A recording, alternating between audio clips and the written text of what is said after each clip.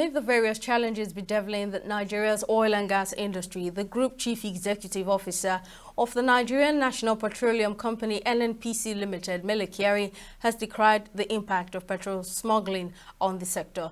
Kyari spoke on Wednesday in Abuja when he appeared before an ad hoc committee investigating allegations of economic sabotage in the petroleum industry led by Senator Opeyemi Bamidele. The NNPCL boss says he has faced undue media attacks over the negative impression that the company is sabotaging the nation's economy. This next report has details.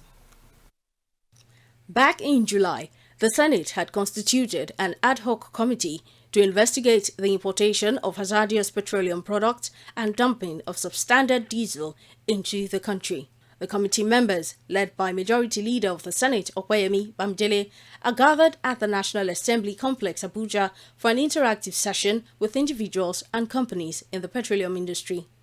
In his presentation, the Group CEO of the NNPCL, Mele Kyari, who lamented the dire state of the petroleum industry, assures that personnel of the company are not involved in the importation of substandard petroleum products into the country. See what's happening in the media. Targeted personal attack on my person, on the institution. And we all know how this works. They are deliberate, they are calculated, so that create the impression that the NNPC Limited and our leadership are doing anything to create economic sabotage in our country. It is far from it, Mr. Chairman. This company has grown, Mr. Chairman. We're proud to say this. From a loss company for 43 years to a profit-making company today, Mr. Chairman.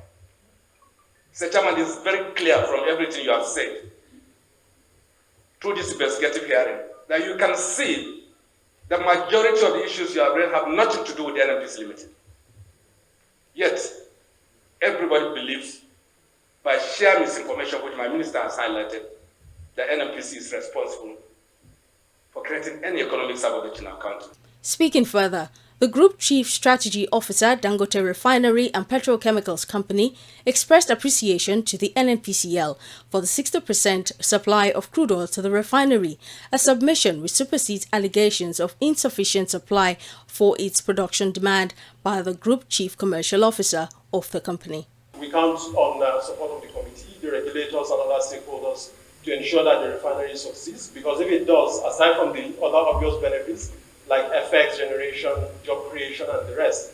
Most importantly, there is the psychological benefit of giving Nigerians and Africans in general the confidence that we can succeed.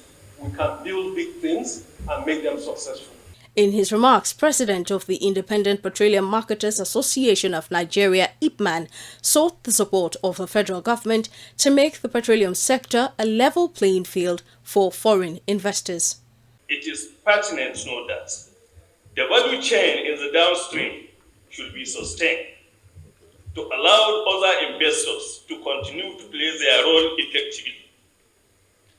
This will go a long way in protecting those who have invested in the oil and gas sector.